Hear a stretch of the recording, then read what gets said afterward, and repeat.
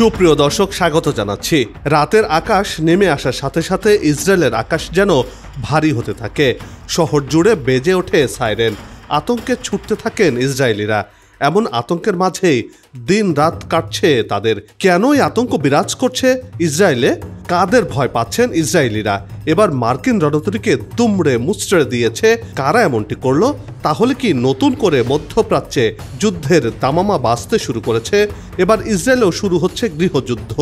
এতেই কি ইসরায়েলের আগ্রাসন থামবে? এসবের আদ্যপান্ত নিয়ে সাজিয়েছি এবারের পর্ব। বিস্তারিত জানতে পুরো ভিডিওটি দেখুন। দর্শক, চলুন চলে যাই মূল ভিডিওতে।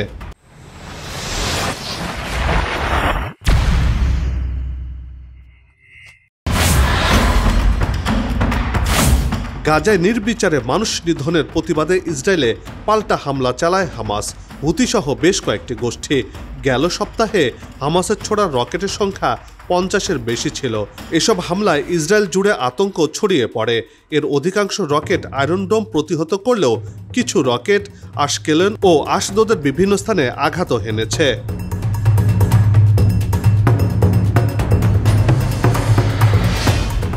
অন্যদিকে ইসরায়েল পাল্টা প্রতিক্রিয়া হিসেবে গাজায় অন্তত 150-টির বেশি বিমান হামলা চালিয়েছে। ইসরায়েলের দাবি তারা হামাসের অস্ত্রাগার, সুড়ঙ্গ এবং রকেট লঞ্চার ধ্বংস করছে। তবে বাস্তবতা হচ্ছে এসব বোমাবর্ষণের শিকার হচ্ছে হাসপাতাল, স্কুল এবং জাতিসংঘের আশ্রয় শিবির। গাজার স্বাস্থ্য মন্ত্রণালয়ের তথ্য অনুযায়ী নিহতের 1/3 শিশু। আর এ থেকেই বোঝা যায় ইসরায়েল মিথ্যা কথা বলছে।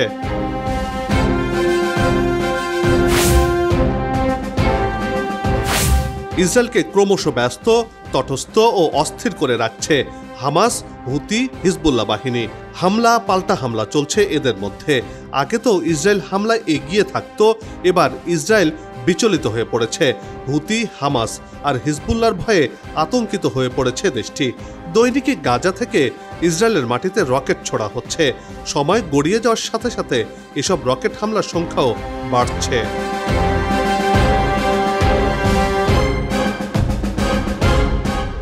চারপাশ থেকে একযোগে ছুটে আসা রকেট আর ড্রোন হামলার মুখে দাঁড়িয়ে এখন ইসরায়েল যেন এক যান্ত্রিক খাঁচায় বন্দী হয়ে আছে দেশটি। কেননা উত্তরে হিজবুল্লাহ, দক্ষিণে হামাস আর হুতিও ঘিরে রেখেছে মাঝখানের ইসরায়েলকে। নিজেদের অস্তিত্ব টিকিয়ে রাখতেই ইসরায়েল সর্বাধুনিক প্রতিরক্ষা প্রযুক্তির পরীক্ষা চালাচ্ছে। এই পরীক্ষায় কখনো পাশ করছে, আবার কখনো ফেল করছে। প্রশ্নের মুখে পড়ছে সর্বাধুনিক প্রতিরক্ষা প্রযুক্তি, যুদ্ধক্ষেত্রে পরীক্ষিত আয়রন ডোম। এবার নতুন রূপে হাজির হয়েছে, কারণ প্রচলিত ব্যবস্থাগুলো আর আগের মতো কাজ করছে না।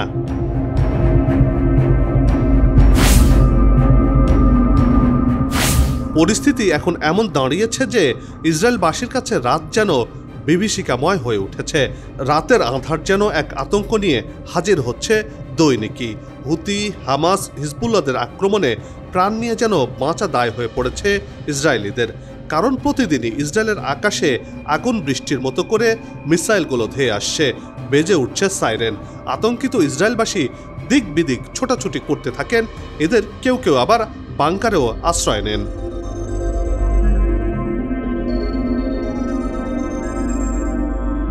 কিন্তু তাতেও কি শান্তি রয়েছে? বাংকারে যেতেই অনেকে আহত হয়েছেন। সব মিলিয়ে বলা চলে বর্তমানে ইসরায়েলবাসী যেন বাংকারে পা দিয়ে রেখেছেন। কেননা যুদ্ধবাজ ইসরায়েলের গাজা হামলার প্রতিবাদে পাল্টা হামলা যেন ইসরায়েলের শহরগুলো ঝাঁঝরা করে ফেলেছে।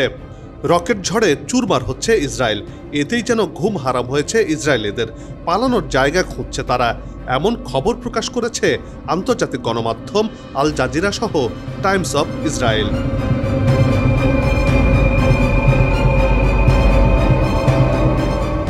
গাজা সীমান্তে হামাসের রকেট, উত্তরে লেবানন সীমান্তে হিজবুল্লাহর রণপ্রস্তুতি, এমনকি ইয়েমেন থেকে হুতিদের দূরপাল্লার ড্রোন হামলা, সব মিলিয়ে ইসরায়েল এখন চারদিক থেকে ঘেরাও হয়ে পড়েছে। এমনকি ইরানও স্পষ্ট করেছে যে তারা পারস্য উপসাগরের দ্বীপে মিসাইল মোতায়েন করেছে। কথা না শুনে গাজায় ফের নিরস্ত্র মানুষ নিধনযজ্ঞে মেতে উঠলে চারদিক থেকে একযোগে ইসরায়েলের বুকে ঝাঁঝরা করে দেওয়া হবে বলে হুঁশিয়ারি দিয়েছে হুতি গোষ্ঠীরা। এ কারণে মধ্যপ্রাচ্য জুড়ে উত্তেজনা আরও বেড়েছে।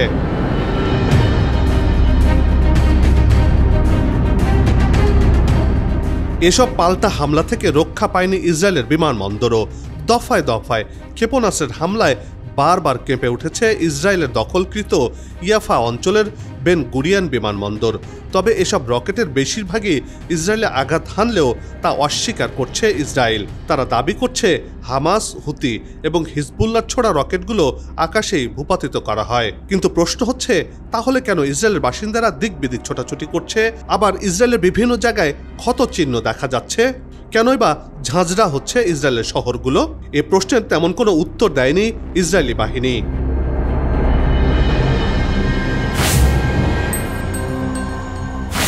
এদিকে মার্কিন রণতরীকে লক্ষ্য করে ক্ষেপণাস্ত্র হামলা চালিয়েছে ইয়েমেনি সশস্ত্র বাহিনী হুতি।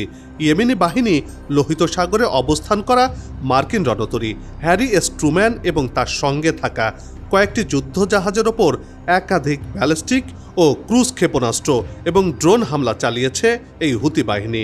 24 মার্চে দেয় এক বিবৃতিতে এমনটাই দাবি করেছেন ইয়েমেনি সেনাবাহিনীর মুখপাত্র ব্রিগেডিয়ার জেনারেল ইয়াহিয়া সারি।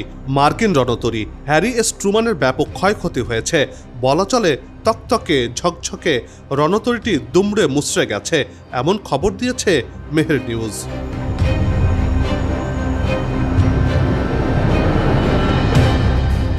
গেল সপ্তাহের ব্যবধানে মার্কিন যুদ্ধজাহাজের ওপর দ্বিতীয় দফায় হামলা হয়েছে। ইয়েমেনি সেনাবাহিনীর মুখপাত্র জানিয়েছেন, যতক্ষণ না গাজার অবরোধ তুলে নেওয়া হয় এবং হামলা বন্ধ হয়, ইয়েমেনি সশস্ত্র বাহিনী দখলদার ইসরায়েল এবং মার্কিন রণতরীতে সামরিক অভিযান অব্যাহত রাখবে এবং ইসরায়েলি ভূখণ্ডে হামলাও চালিয়ে যাবে।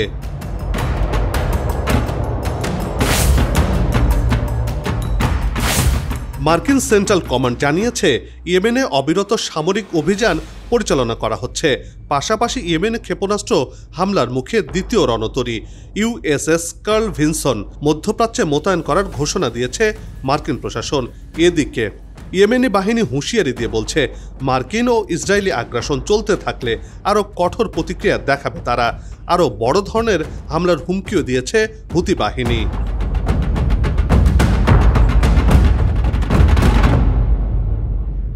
এবার খোদ ইসরায়েলের ভেতরেই ফুঁসে উঠেছে জনগণ। ফিলিস্তিনের যুদ্ধ বাদিয়ে ক্ষমতায় টিকে রেখেছেন ইসরায়েলের প্রধানমন্ত্রী বেনিয়ামিন নেতানিয়াহু।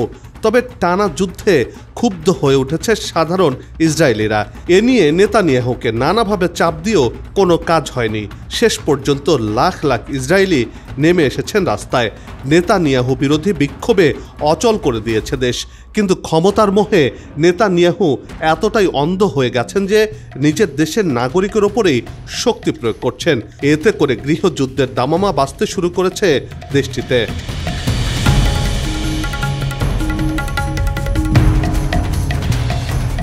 নেতানিয়াহু বাহিনীর রোষানলে পড়লেও রাজপথ ছাড়ছেন না ইসরায়েলি বিক্ষোভকারীরা। আর এভাবেই গৃহযুদ্ধের আবহ তৈরি হয়েছে। নেতানিয়াহু যদি এখনই পিছু না হটেন, তাহলে খুব শিগগিরই ইসরায়েলে গৃহযুদ্ধ শুরু হতে পারে, এমন হুঁশিয়ারি উচ্চারণ করেছেন ইসরায়েলের রাজনীতিক ন্যাশনাল ইউনিটি পার্টির চেয়ারম্যান বেনি গান্টস।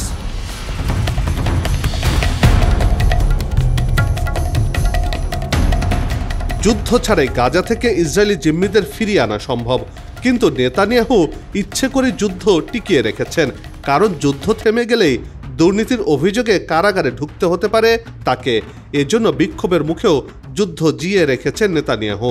এর বাইরেও দেশের ভেতর নিজের ক্ষমতা আরও পাকাপোক্ত করার সব বন্দোবস্ত করে ফেলেছেন তিনি।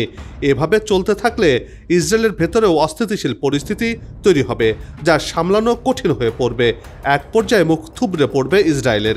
ইসরায়েলে গৃহযুদ্ধ বেঁধে গেলে আগামীতে নেতানিয়াহু পালানোর পথ খুঁজে পাবেন না বলে মন্তব্য করেছেন বিশেষজ্ঞরা।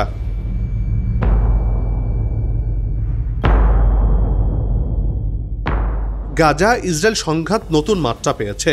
ইসরায়েলি দখলদার বাহিনী গাজায় তাদের হামলা অব্যাহত রেখেছে, আর চারদিক থেকে বিভিন্ন গোষ্ঠী এর প্রতিরোধ চালিয়ে যাচ্ছে, যা মধ্যপ্রাচ্যের ভূ রাজনীতিতে বড় পরিবর্তনের ইঙ্গিত দিচ্ছে।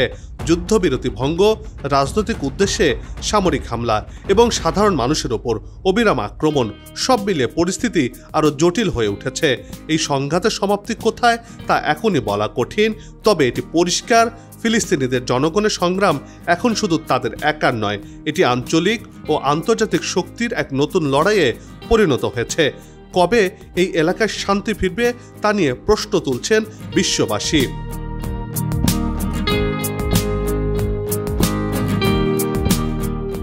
বন্ধ হোক যুদ্ধ, বিগ্রহ, হানাহানি, শান্তিময় হোক বিশ্ব, এমন প্রত্যাশা রেখে এই পর্ব থেকে বিদায় নিচ্ছি।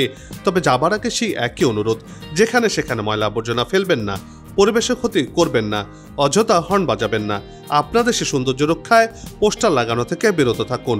যদি চ্যানেলটিতে নতুন হয়ে থাকেন, ভিডিওটি ভালো লাগে, তাহলে চ্যানেলটি সাবস্ক্রাইব করে ভালোবাসায় আবদ্ধ করবেন।